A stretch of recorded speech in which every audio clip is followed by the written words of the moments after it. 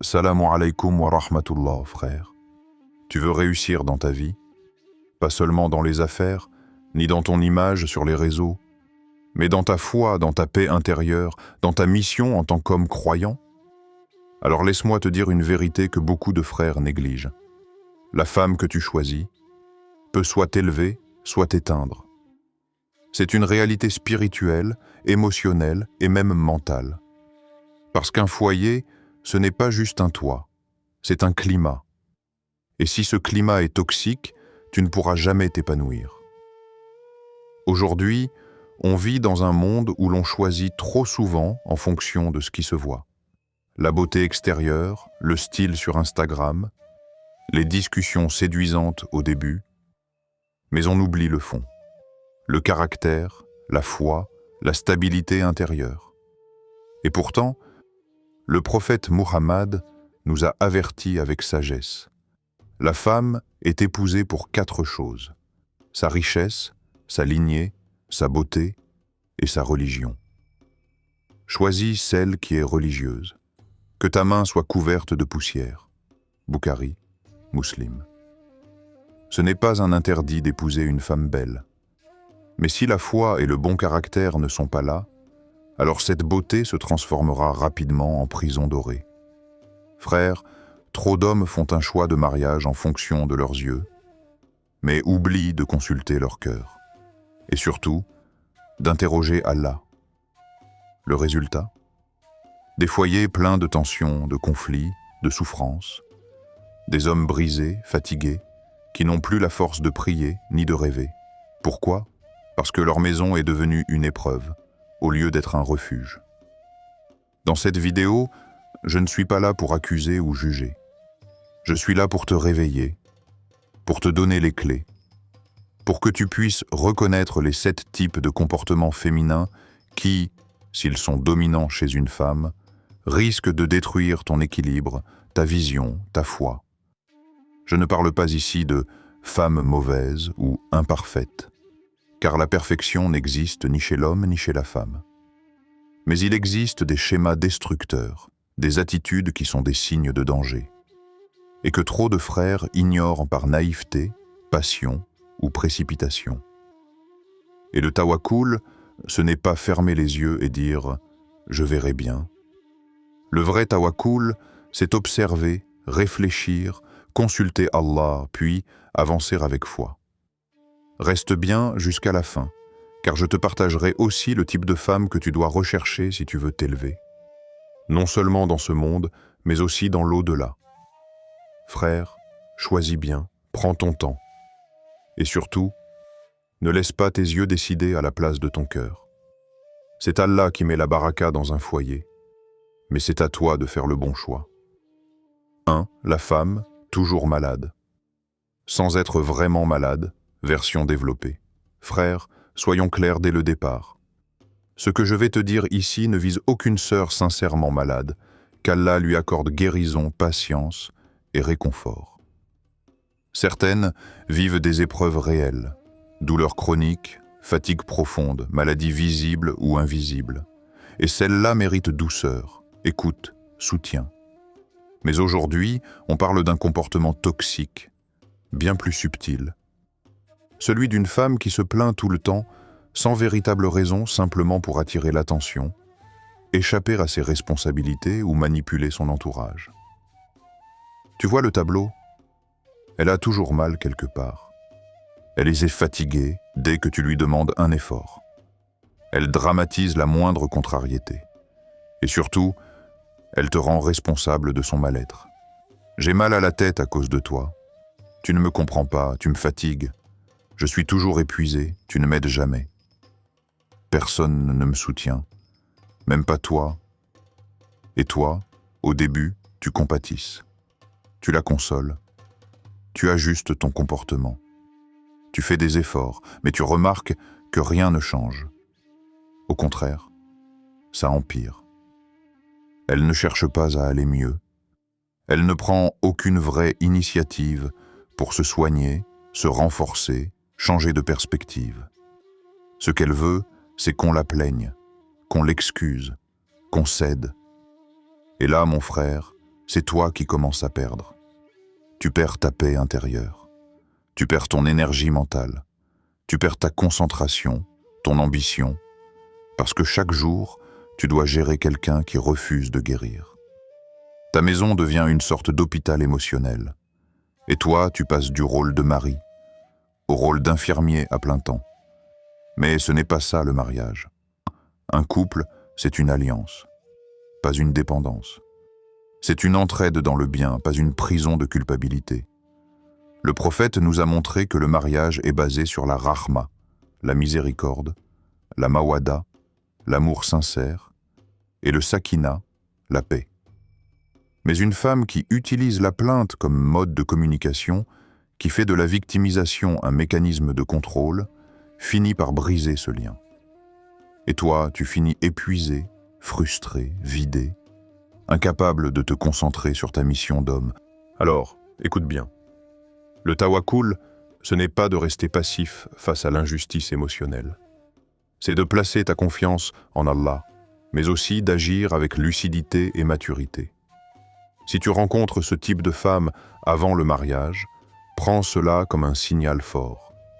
Et si tu le vis dans le mariage, alors cherche l'aide d'Allah, du dialogue, et si nécessaire, d'une médiation sérieuse. Le mariage n'est pas un refuge pour fuir sa croissance personnelle. C'est un terrain d'évolution, de travail sur soi, de maturité, de responsabilisation. Cherche une femme qui se relève dans l'épreuve. Pas une femme qui s'y installe pour attirer ton attention. 2. Celle qui te rappelle toujours ses sacrifices, version développée. Tu sais, frère, il y a des femmes qui donnent avec le cœur et d'autres qui donnent pour accumuler du crédit émotionnel. Au début, tu te dis « Masha'Allah, elle est généreuse. Elle cuisine pour moi, elle me soutient, elle me fait des cadeaux. Elle est investie dans notre relation. » Mais très vite, tu comprends que chaque geste a une facture. Elle commence à te dire « Rappelle-toi quand je t'ai aidé dans ton projet. Si tu réussis aujourd'hui, c'est grâce à moi. Moi, je t'ai soutenu quand personne ne croyait en toi. J'ai sacrifié mes études pour toi, tu me dois tout. » Et là, tu réalises. Ce qu'elle t'a donné, elle ne l'a jamais vraiment donné. Elle l'a simplement prêté, en attendant que tu t'endettes. Ce genre de femme n'agit pas par amour, mais par stratégie. Elle transforme chaque bienfait en dette, chaque attention en outil de contrôle. Et le pire, c'est que même dans tes moments de faiblesse, de maladie ou de chute, elle ne sera pas un soutien, mais un rappel vivant de tout ce qu'elle a fait pour toi. Un rappel qui fait plus mal qu'il ne réconforte. Mes frères, dis-moi, est-ce que c'est comme ça que l'amour doit fonctionner? Est-ce que le mariage, c'est une comptabilité émotionnelle? Est-ce que tu dois toujours te sentir redevable, au lieu de te sentir aimé sincèrement? Le prophète Muhammad nous a appris que le croyant donne sans rien attendre en retour. Il a dit « Le meilleur d'entre vous est le meilleur envers sa femme. » Et par extension, une bonne épouse est la meilleure dans la discrétion de son bienfait. Quand Aïcha radiyallahu anha faisait du bien à quelqu'un, elle l'oubliait aussitôt. Pourquoi? Parce qu'elle attendait la récompense d'Allah, pas celle des gens. Mais cette femme-là, au contraire, veut sa récompense immédiate, et avec intérêt. Elle utilise la culpabilisation comme une arme. Et tôt ou tard, tu te sentiras coincé, étouffé, prisonnier. Tu n'auras plus envie d'accepter son aide. Tu feras tout pour éviter de lui devoir quoi que ce soit. Et là, le couple perd son essence. La rahma, la sincérité, l'unité. Frère, écoute bien ceci. Le tawakkul, ce n'est pas juste faire confiance à Allah dans les grandes épreuves. C'est aussi refuser de t'engager avec quelqu'un qui te manipule sous couvert de sacrifice. Cherche une femme qui donne et oublie, qui aide sans le rappeler, qui soutient avec intention pure. Parce qu'un vrai amour, c'est un don, pas un deal. Et un vrai couple, c'est deux personnes qui se portent entre l'une l'autre, sans compter. 3.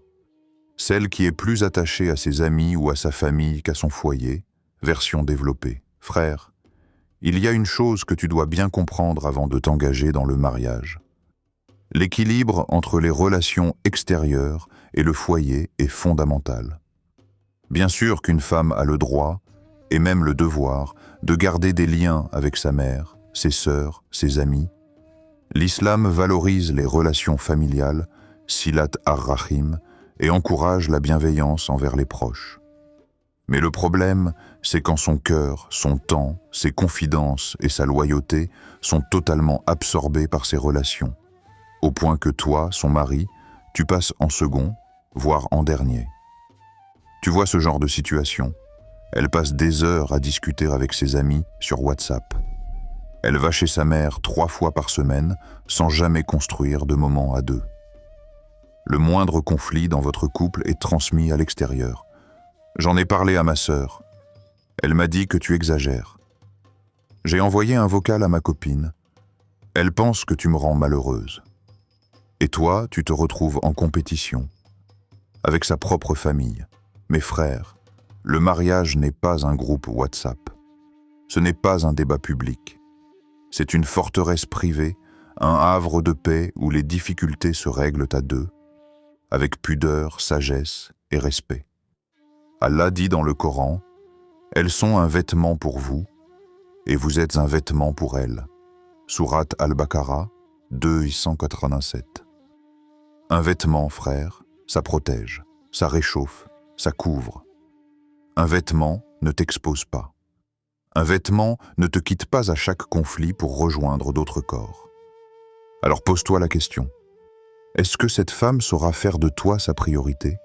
Est-ce que tu as besoin d'une épouse, pas d'une colocataire avec une vie ailleurs? Tu as besoin d'une partenaire de vie, pas d'une spectatrice qui commente ton comportement avec ses amis. Et surtout, frère, tu as besoin de paix, de stabilité, d'unité. Le tawakkul, ce n'est pas faire semblant d'être fort pendant que ton foyer se désintègre. C'est faire le choix, avec confiance en Allah, d'une femme qui comprend que son rôle d'épouse est un engagement sacré, pas un poste à mi-temps entre deux discussions.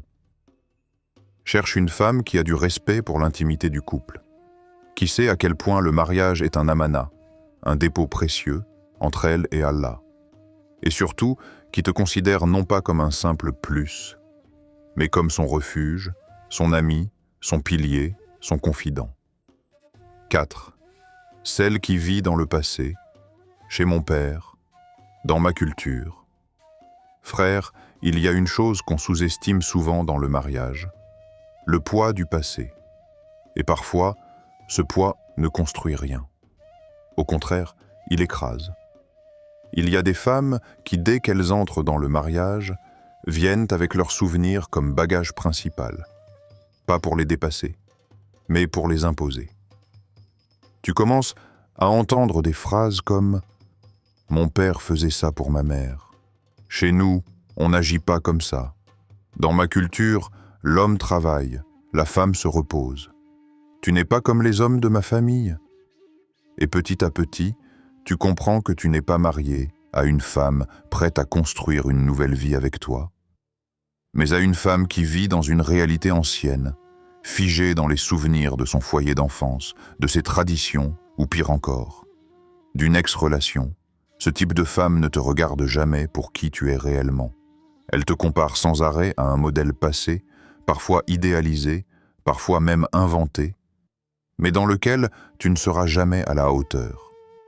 Et le problème avec cette mentalité, c'est qu'elle t'empêche de bâtir, parce que tu passes ton temps à justifier tes choix, à te défendre, à corriger une version de toi que tu n'es pas. Frère, un mariage, ce n'est pas une salle de musée, ce n'est pas une nostalgie permanente, ce n'est pas un retour en arrière. C'est un voyage vers l'avenir, une nouvelle histoire qui commence à deux. Allah a dit dans le Coran, « Et parmi ces signes, il a créé de vous, pour vous, des épouses afin que vous trouviez auprès d'elles tranquillité. » Sourate Ar-Rum 30, 21. Mais comment veux-tu trouver de la tranquillité si chaque discussion devient un retour à son ancienne maison? Un retour à un chez-nous où toi tu ne fais jamais partie? Même le prophète Muhammad, lorsqu'il a construit sa famille, a cassé les anciennes normes de la Jahiliya. Il n'a pas gardé les traditions toxiques. Il a instauré un modèle fondé sur la foi, la loyauté, l'écoute, l'humilité. Et toi aussi, frère, tu as le droit de bâtir quelque chose de nouveau. Tu n'es pas obligé de vivre sous l'ombre d'un ancien foyer ou d'un père idéal. Tu mérites une épouse qui t'accepte pour qui tu es aujourd'hui, pas pour qui elle aurait voulu que tu sois dans une autre vie. Le tawakkul, c'est aussi ça. Faire équipe avec une personne qui regarde vers le même avenir que toi. Pas quelqu'un qui reste bloqué dans le rétroviseur du passé. Alors, sois lucide. Une femme qui ne tourne pas la page ne pourra jamais écrire la tienne avec toi. 5. Celle qui veut toujours plus. La matérialiste, version développée. Frère, il y a une différence énorme entre vivre dans le confort et vivre dans la course à l'apparence. L'islam ne t'interdit pas de vouloir offrir de belles choses à ton épouse. Au contraire, le prophète aimait offrir. Et il a toujours été doux et généreux envers ses femmes. Mais attention, une chose est d'apprécier les bienfaits d'Allah. Une autre est de faire de ces bienfaits une obsession. Il y a des femmes, et c'est triste à dire, pour qui l'amour, le respect, la stabilité, la foi, ne comptent que si le compte en banque suit. Si tu ne lui offres pas ce qu'elle a vu sur Instagram, elle est déçue. Si tu ne peux pas la faire voyager comme ses amis, elle se sent humiliée. Et chaque jour devient une nouvelle pression. Tu as vu la nouvelle voiture de sa sœur? Elle a eu un iPhone pour l'Aïd, et moi? Quand est-ce qu'on va dans un resort comme les autres couples? Tu travailles, tu donnes, tu t'endettes peut-être, mais ce n'est jamais assez. Pourquoi? Parce qu'elle ne cherche pas le contentement. Elle cherche la comparaison, la compétition, l'image. Et là, tu rentres dans une spirale infernale. Travailler plus, donner plus, subir plus, pour combler un vide qu'aucun cadeau ne remplira jamais. Allah nous avertit dans le Coran. La course aux richesses vous distrait. Sourate At-Takathur, 102:1.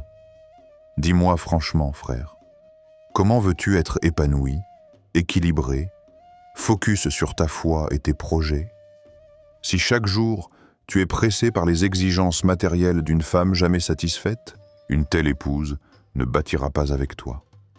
Elle bâtira son image, et elle te poussera à dépenser pour paraître, même si ça te détruit intérieurement. Mais la femme croyante, elle vit avec peu et remercie. Elle préfère un petit repas avec amour qu'un festin dans la tension. Elle connaît la valeur de la baraka, pas juste de l'étiquette. Le prophète nous a enseigné. La richesse ne réside pas dans l'abondance de biens, mais dans la richesse de l'âme. Bukhari, Muslim. Alors, frère, choisis une femme qui sait dire « Alhamdulillah » pour peu, et non une femme qui dit « c'est tout » quand tu te donnes à fond. Le tawakkul, ce n'est pas vivre pauvrement. C'est vivre avec gratitude, paix intérieure et confiance en la risque, subsistance d'Allah. Et ça, tu ne le trouveras pas chez une femme qui veut rivaliser avec le monde entier. Méfie-toi de celle qui transforme ton foyer en vitrine, car ce n'est pas toi qu'elle veut honorer. C'est son ego qu'elle veut mettre en scène. 6. Celle qui veut séduire le monde entier. Superficielle et narcissique, version développée, frère. Il est naturel qu'une femme aime prendre soin d'elle. L'islam n'interdit pas la beauté, ni la coquetterie dans le cadre du halal. Au contraire, le prophète encourageait les époux et épouses à se faire beaux l'un pour l'autre. Mais il y a une différence immense entre une femme qui cherche à plaire à son mari et une femme qui cherche à plaire au monde entier. Cette femme-là ne vit pas pour toi, ni pour Allah. Elle vit pour les regards, pour les likes, pour les validations extérieures.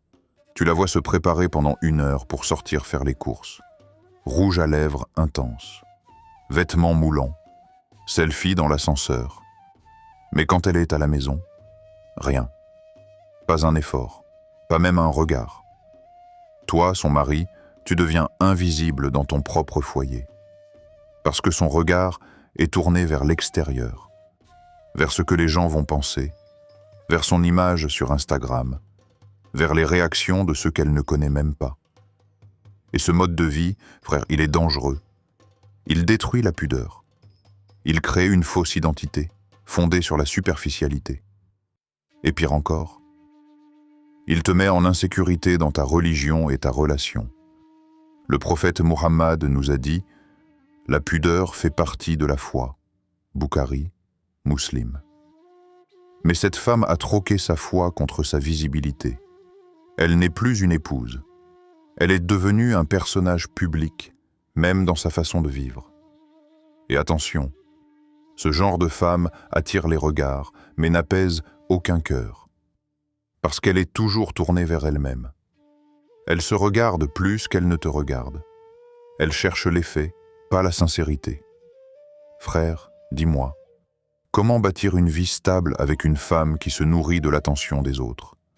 Comment construire un projet de foi, de famille, de tawakkul, avec une personne obsédée par l'image et pas par l'essence? Tu as besoin d'une femme qui séduit ton cœur par sa sincérité, pas ton entourage par son exhibition. Une femme qui brille par sa lumière intérieure, pas par le contour de ses yeux. Le tawakkul, c'est choisir une femme qui plaît à Allah, même si elle ne plaît pas à tout le monde. C'est préférer une épaule fidèle à une apparence flatteuse. C'est bâtir avec une femme qui te couvre, pas qui s'expose. Alors, si tu vois ces signes, narcissisme, superficialité, soif de popularité, ne ferme pas les yeux. Parce qu'une femme qui veut séduire le monde entier ne saura jamais te préserver. Et elle finira par mettre en péril ta foi, ton équilibre, ton foyer. 7. Celle qui parle trop, est mal, indiscrète, bruyante, blessante. Version développée. Frère, certaines femmes parlent, et c'est une miséricorde. D'autres parlent, et c'est une épreuve. Il ne s'agit pas ici de condamner la parole, mais de mettre en garde contre l'excès de paroles vides de sens, pleines de dégâts. Tu connais peut-être cette femme qui, au début, te semble vive, dynamique, spontanée. Tu te dis, elle est joyeuse, pleine de vie. Mais au fil des jours, sa bouche devient une arme. Elle parle trop, elle parle vite, elle parle fort, et surtout, elle parle sans retenue. Elle raconte vos disputes à ses copines. Elle répète ce que tu lui as confié dans un moment de vulnérabilité. Elle expose vos projets, vos secrets, vos erreurs, à qui veut bien écouter. Et très vite, tu ne te sens plus en sécurité. Car chaque parole dite dans l'intimité peut se retrouver sur la place publique. Le prophète a dit « Celui qui croit en Allah et au jour dernier, qu'il dise du bien, ou qu'il se taise. » Bukhari, Muslim. Mais cette femme-là, elle parle pour exister. Elle parle pour impressionner. Elle parle pour se défendre, pour attaquer, pour justifier, même au détriment de ton honneur. Et dans un couple, la parole doit protéger, pas blesser. Elle doit consolider, pas disperser. Le mariage est une forteresse sacrée, un espace où l'on dépose ses doutes, ses douleurs, ses espoirs. Mais une femme qui parle trop, sans filtre, sans discernement, transforme cette forteresse en maison de verre. Tout le monde regarde, tout le monde commente. Et toi, tu te retrouves déshabillé émotionnellement, sans défense. Tu n'as pas besoin d'une femme qui attire l'attention par sa voix. Tu as besoin d'une femme qui préserve, qui écoute, qui filtre. Le tawakkul, ce n'est pas seulement faire confiance à Allah dans les grandes décisions. C'est aussi choisir une femme qui respecte ce que tu gardes entre toi, elle et Allah. Cherche celle qui parle avec hikma, sagesse, qui garde ce qui doit rester caché et qui te défend même quand tu n'es pas là. Parfois, frère, Le silence est plus protecteur qu'un discours vide. Et une femme qui sait se taire au bon moment vaut plus que 1000 mots. Frère, maintenant que tu connais ces 7 types de comportements à éviter, je veux que tu gardes quelque chose en tête. Ce n'est pas un appel au mépris. Ce n'est pas un jugement contre toutes les femmes. Ce sont des repères, des clés de lucidité, pour t'aider à faire un choix aligné avec ta foi. Parce que dans cette époque où les apparences dominent, on oublie souvent les vraies qualités qui rendent un foyer solide. On oublie que le bonheur conjugal ne se trouve ni dans le luxe, ni dans les selfies à deux, mais dans la tranquillité du cœur, la foi partagée, la loyauté silencieuse. L'islam ne nous pousse jamais à être paranoïaques, mais il nous appelle à observer, à réfléchir, à choisir avec hikma, sagesse. Allah, dans sa parole, nous a décrit le modèle de la femme idéale, celle vers laquelle un cœur croyant doit tendre. Des musulmanes, des croyantes, des obéissantes, des repenties, des adoratrices. Sourate At-Tahrim, 68-5. Cette description n'est pas une liste de critères inaccessibles. C'est un appel à chercher l'essentiel. La foi, la modestie, la sincérité. Tu veux réussir ta vie, frère? Alors cherche une femme qui te pousse vers Allah. Une femme qui te dit « réveille-toi pour le Fajr », qui te dit « fais confiance à ton Seigneur, il va t'ouvrir une porte ». Une femme qui sait faire du dhikr pendant que tu luttes dehors, qui reste fidèle quand la vie te frappe fort, qui comprend que le vrai bonheur ne s'achète pas, mais se cultive.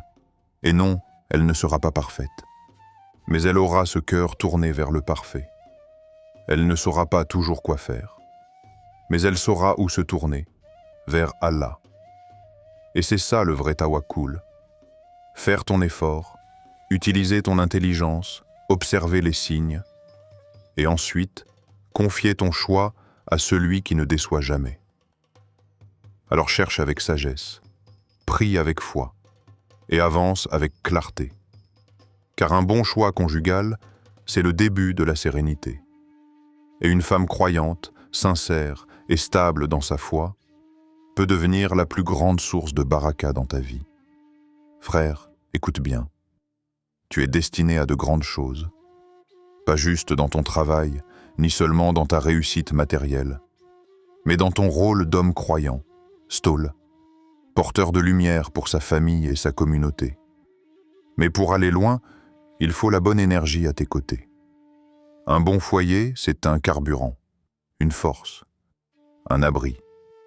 Et une femme, ce n'est pas juste une compagne de route, c'est la gardienne de ton cœur, la nourricière de ton calme, la sentinelle de ta foi. C'est celle qui te relève quand tu es à terre, celle qui essuie ton front quand tu doutes, celle qui te pousse à prier quand tu veux abandonner, celle qui te rappelle Allah quand le monde te fait oublier. Alors fais cette invocation, encore et encore.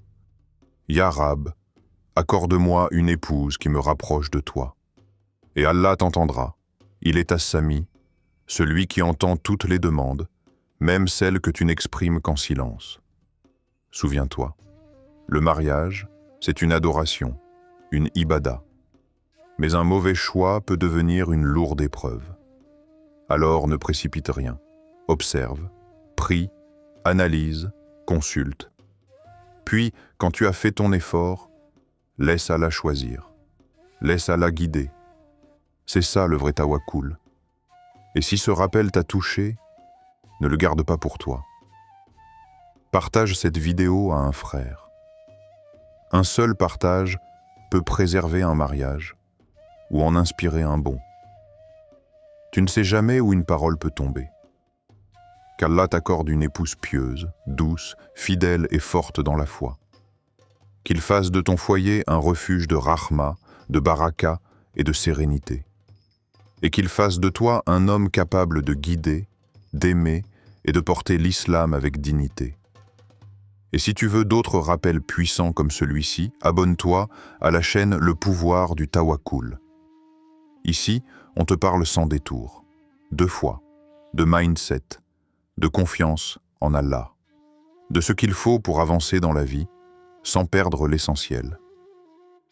Active la cloche, reste connecté, parce que le tawakkul, ce n'est pas fuir la réalité, c'est avancer avec foi, avec courage et avec Allah.